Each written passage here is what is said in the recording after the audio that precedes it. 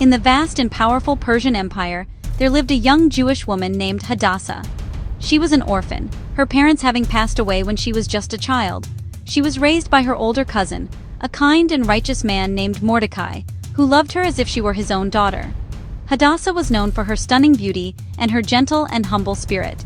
She lived a quiet life within the Jewish community in Susa, the capital city, never imagining the extraordinary destiny that awaited her.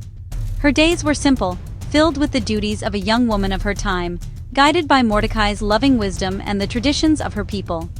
The ruler of this great empire was King Xerxes, a man of immense power and unpredictable temper. He presided over a kingdom that stretched from India to Ethiopia, holding lavish feasts and displaying his incredible wealth. During one such banquet, he commanded his queen Vashti to appear. When she refused his summons, the king deposed her. Following Queen Vashti's removal, the king's advisors suggested a search for a new queen. They proposed that the most beautiful young virgins from all corners of the empire be brought to the palace. From among them, King Xerxes would choose his new bride and queen. The royal decree reached every province, and many young women were gathered and brought to Susa. Among them was Hadassah, who, on Mordecai's wise counsel, kept her Jewish identity a secret. In the palace, she became known by her Persian name, Esther, a name that would soon be known for grace and courage. Esther was placed under the care of the king's eunuch, Haggai, who was in charge of the women. She quickly won his favor with her grace and cooperative spirit, and he provided her with the best of everything. For 12 months, the young women underwent preparations and beauty treatments, preparing for their eventual meeting with the king.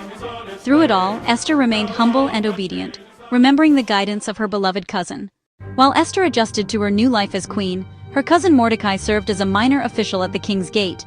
He overheard a plot to assassinate King Xerxes. Being loyal, he quickly told Esther. Esther informed the king and gave full credit to Mordecai. The plot was investigated and found to be true.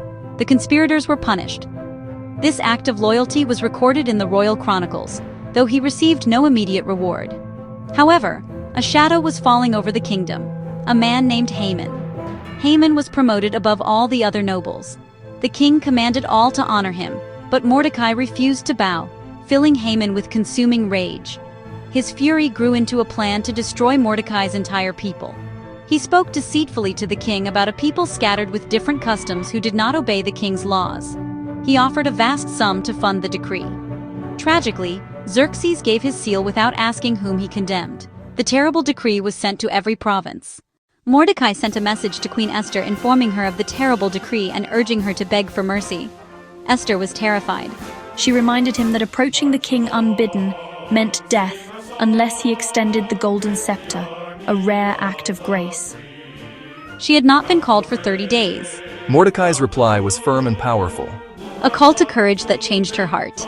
Do not think that in the palace you alone will escape.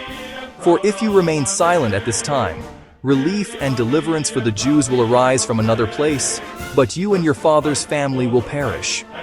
And who knows but that you have come to your royal position for such a time as this? These words struck deep. Purpose filled Esther. Gather all the Jews in Susa to fast and pray for 3 days.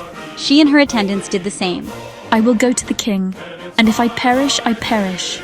On the third day, Esther stood in the inner court before the hall. He looked with favor, not anger, and extended the golden scepter. In the aftermath, a great celebration of deliverance and joy erupted. To commemorate this salvation, Mordecai and Esther established an annual festival called Purim. It is a time of feasting, gladness, giving gifts to one another and to the poor, a lasting reminder of how one woman's courage and faith turned sorrow into joy and saved a nation. Comment if you love the story and subscribe to my channel. Your support helps bring more timeless stories to life.